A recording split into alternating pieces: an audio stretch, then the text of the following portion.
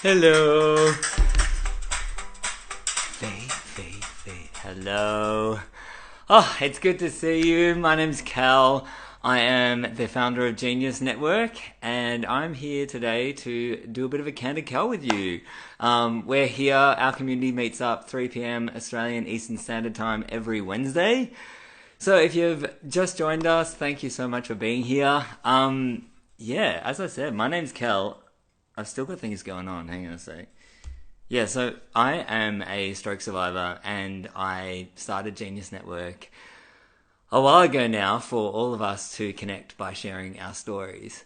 And today I want to chat about supporters, because I think that support is the most fundamental part of recovery. I remember a couple of years ago, I was in this interview. It was like an interview, but it was like a conversation more so.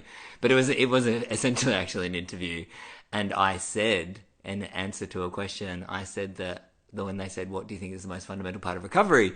and I said, "Support. Support is the most integral, imperative part of recovery."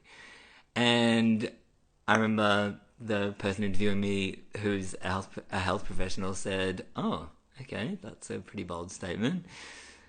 And even though I felt like I was sort of saying some sort of declaration that, it felt really bold to say that, I stand by it. And I think that all of us who have been touched by trauma can relate to the impact that support has on us. And that might even be through the feeling of not having support, knowing what that feels like. And I certainly have sort of experienced both.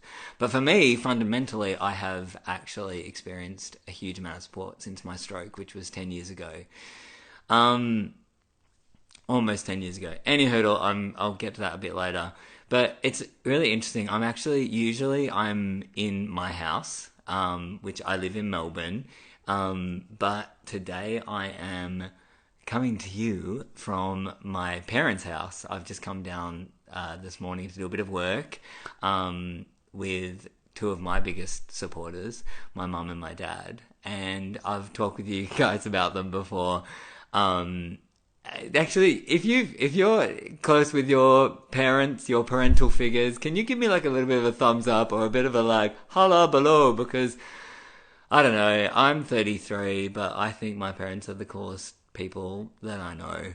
Other than the fact that they gave me life, they've given me everything that I could have ever asked for and supported me every step of the way through some pretty serious shit. So anyway, as I was unfortunate enough to drive now, I wasn't able to drive for many years due to a vestibular and visual impairment that I have, a condition called diplopia, which means I've got double vision, but I have these glasses to correct that. But as I was driving down to visit my folks today, it's really interesting, but in Melbourne, I don't know if anyone here is from Melbourne, you know, there's probably people from Iceland here or something like that, but because we are so global. But as I was driving in, there was this incredible fog that's like all around. And I remember as I was like driving in, we sort of go through this funny slip lane to get near my parents' house, or to the road near my parents' house, and literally I could not see like not even an entire car's length in front of me.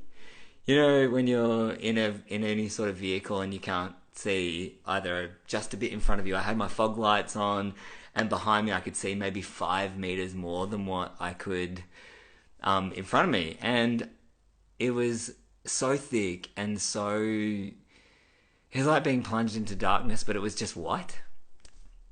And it's funny, as I was preparing in my mind for the chat that we're having today, and I was thinking about supporters, and interestingly, this fog reminded me so much of something that I want to share with you.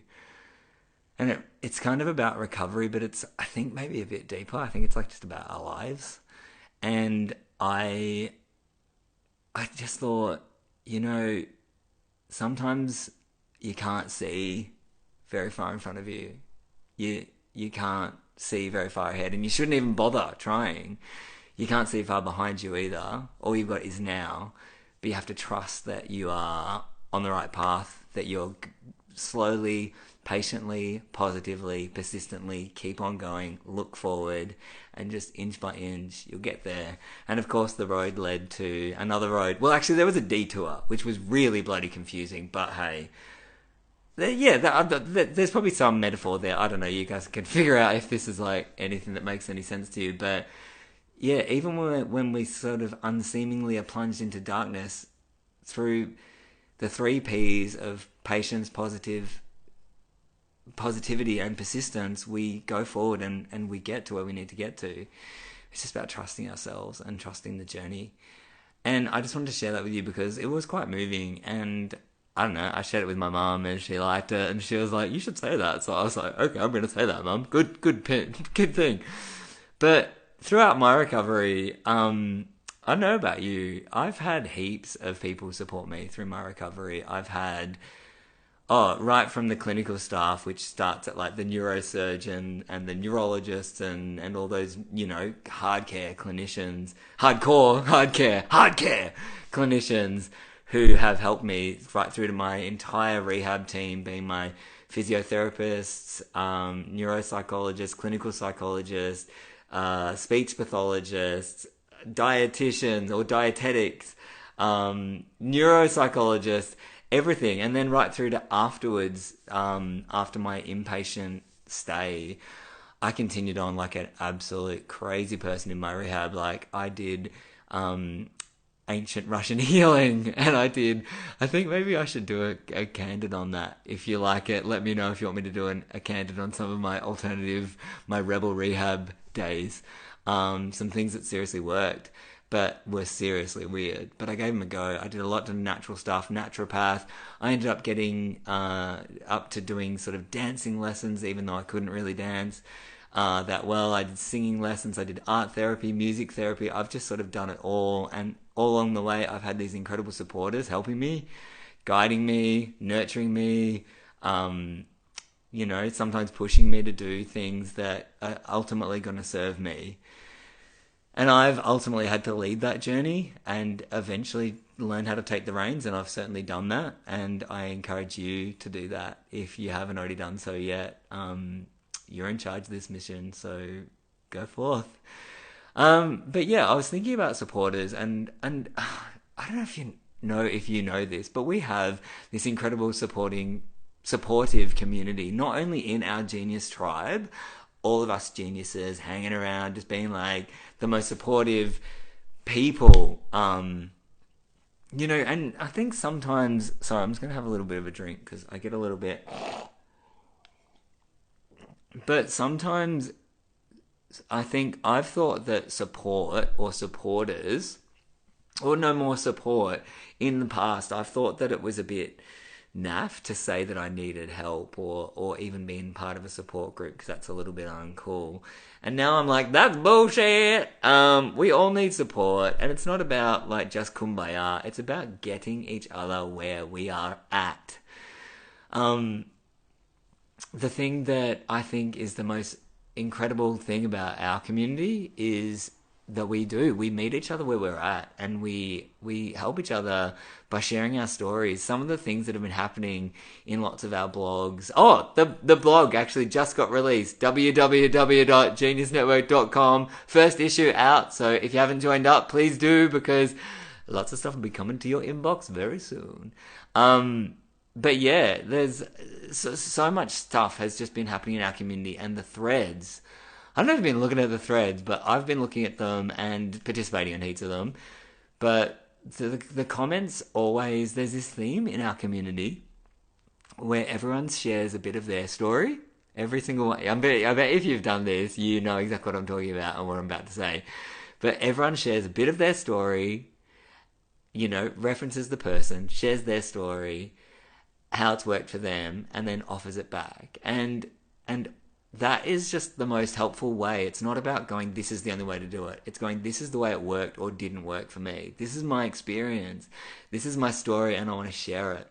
And I encourage you to keep doing that, because I've got no doubt that the support that's coming from our community it speaks for itself, because we've just got people coming in from all over the world all the time to our community, and some introducing themselves, as you've seen in our private Facebook group, Survivor Snapshot. You'll have seen some of our members, our new members, introducing themselves. And I guess while I'm on the word of Survivor Snapshot, I thought I'd just say to you as well, there's a thing that I learned years into my recovery, but it's possibly the most impactful thing that I have experienced. Now, this is just my experience, and it's been learning how to teach people how to treat me, because I have to direct the traffic. I have to be the master of my domain. And if this body that sometimes doesn't work, and I can't feel this part of this body, and this voice doesn't always work, and this swallow sometimes needs a bit of extra liquid to work, I'm the one in charge, and I'm the only one that can do this. I have to be my own, not just my own advocate, I have to be my own leader. And I have to march by the beat of my own drum. You are the expert in your recovery, and you have the power through our program, Survivor Snapshot. The third step is so important. There's 3 steps. Who are you?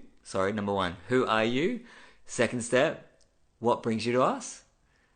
So what's happened to you? And the third step, which is, I think, the most important one, it's how can we help you? How can this community of people who've been touched by trauma, just like you, help you? Are you looking for support? Are you looking for guidance? Are you looking for inspiration? Are you looking for information? Are you looking to be inspiration? And I know several of us, we all want to be a lot of those different things, but it's only when we ask for that and we let someone know, we teach someone how to treat us, that we can get what we need. And so, yeah, I just wanted to sort of share that with you, because it's something that I learned, and I'm so passionate about that, and that you can do that too. Like, I've learned how to do it, and I'm like, if I've learned how to do it, you can learn how to do it too. It's just through patience, positivity, persistence, trusting yourself, knowing that you are the driver of your destiny, and teaching people how to treat you. I think that is the key to finding the solutions of your life. So whilst I'm here in this what was a foggy place, I should actually show you it. So look at this. Can you see it? Look at that. Oh my god, we're doing like high vis. But I thought whilst hang on, I'm going to try and do walk and talk, which is really hard for me. So if I do any weird things and I can't think properly, that's why. But I'm going to do walk and talk. I'm like walk and talk. But I want to now I'm taking you literally through my parents' house. Oh my god, I look like Elvis. Okay, I've washed my hair. That's why it's all fluffy and Elvis-like. But I thought I'd just introduce you to 2 of my biggest supporters. You better give them some love, because they get very nervous. Now, who is it? Yes! Alright, everybody. First I want to introduce you to... Her name is Gail, but we call her Gaza! Hey! That's my mom! Oh, Mum. Oh my god, you're all dressed. I did! I told Mum, I said, put your face on. She had to be shot with the Marge gun. And then this man is Ian! Howdy, everyone. Hey, this is my father, Ian. These 2 guys, come in, get in with me. I know, I'm doing a bit of a weird thing, but... Yeah. Is it... Can you get us? I need to grow. Oh, we all need to grow. You can sort of see where the good looks come from now. Okay, any hurdle. But, oh my god, I can't control. Yeah, there we go. He's got a big fat head, he takes up the whole Yeah, Wow. sorry about that. Well, everybody, these are my 2 biggest supporters. And what I want you to do now is tag your biggest supporters in the comments below. I've got supporters, but I've also got nightmares of parents. I'm 33, and I feel like I'm 103, or also 3. But anyway, tag your biggest supporters in the comment section below once we finish this, or do it right now, or share this post with the people who you love, who have supported you in your journey. For now, everyone say goodbye to Gaza. And Anne. Bye. Keep up the good work, guys. Okay, thanks, Mum. You look lovely. She looks lovely, like Sandra D. Thanks, guys. But now I'm gonna have to do a whole lot of coordination. Okay, so that's Gaz and Ian, Mum and Dad, Mama and Papa. Dad likes me to call him God, which is just awkward for everyone. But I just wanted to introduce you to them, and I want you now to introduce me to your people. Who are the people in your life who have supported you, who have got you to where you're at and are with you all the way? They've met you where you're at, and they're along with your ride. Thanks so much. I wanted to share a bit of that. Oh my God, actually, I have one little story that I want to say.